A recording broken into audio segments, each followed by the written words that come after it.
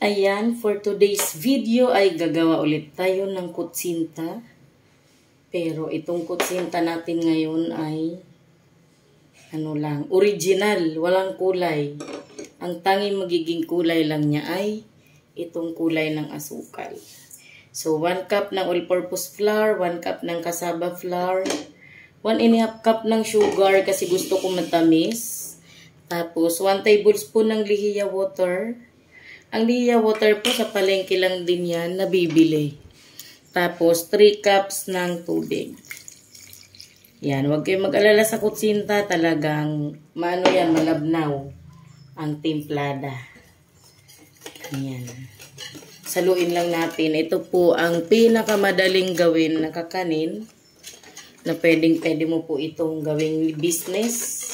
Pwede mo po itong pagkakitaan. Napakadali at napakakunti lang ng ingredients na kailangan ninyo. So yung iba nahihirapan sila sa lihiya water. Sa palengke po, lahat ng mga nagtitinda po doon ng mga yung flour, yung mga ingredients. Meron din yan sila, magtanong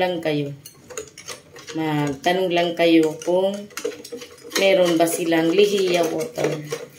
So, haluin lang natin to hanggat sa matunaw yung lahat. Lalo na yung sugar. Tapos po, sasalain natin to para sigurado tayo na walang buo-buong mga kasama. Wala yung itim-itim na galing sa brown sugar.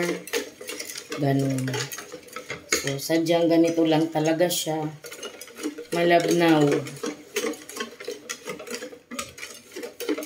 So, inuulit ko po sa paggawa ng kutsinta.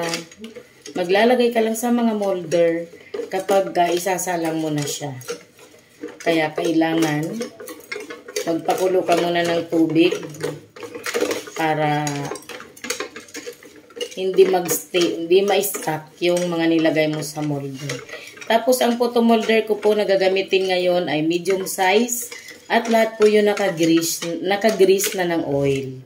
Kasi mahirap po tanggalin ang kutsinta kung hindi ka maglalagay ng oil. Hindi siya kapares ng puto na nilalagay natin dito sa mixture. Pero ito ay hindi pwedeng lagyan ng oil sa mixture. Ayan, para makasiguro tayo, makinis at walang bula-bula, ay atin pong sasalain ang ating mixture.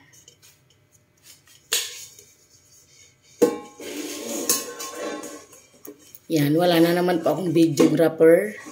Kaya pagpasensyahan nyo na kung tabi-tabingi tayo. Mahalaga po ay na-explain natin ng maayos yung procedure. Ayan. Wala na siyang masyadong bubbles. Meron pa naman pero konti na.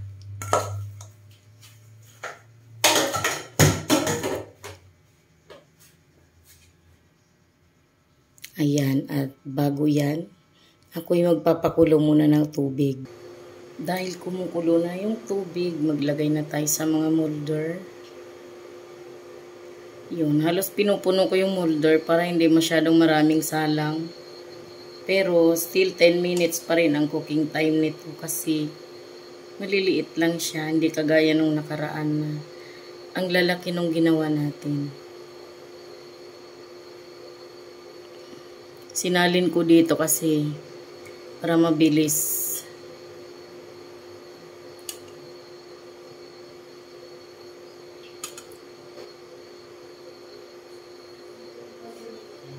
Ayan. So, agad-agad nating isalang nasa kumukulong steamer.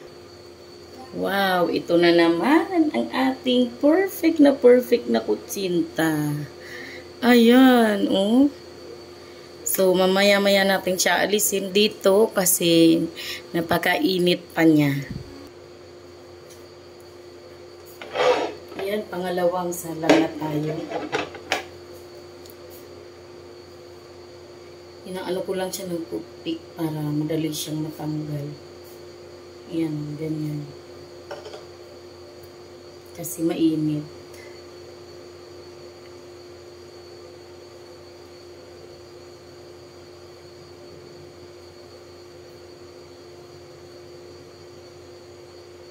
lagkit.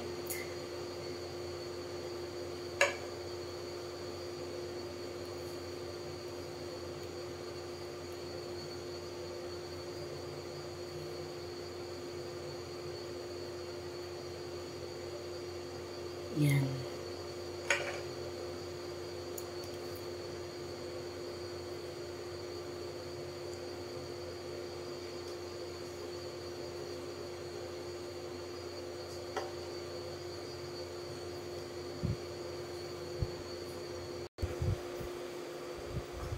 Yan, lagay tayo ng mga kinayod-niyod. Di po ito pinigaan na, meron pa tong gata. Hindi po siya pinagpigaan. Binili talaga natin to para toppings natin.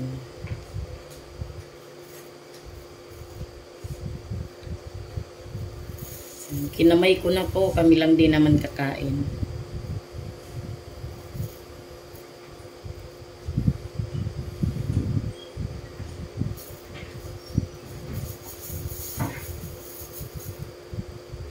Yan. Medyo marami-raming naluluto sa 1 cup kapag ang ano natin ay medium. Kasi halos kalahati lang to nung ano. Nakaluto tayo ng 33 pieces sa ating 1 cup recipe. 1 cup, 1 cup. Pati yung kinayod na inyo, 1 cup din. Marami pang tira. So, ayan. Yun na yung ating kutsinta. Ayan. Tapos na tayo. Napakadali, diba? Thank you so much.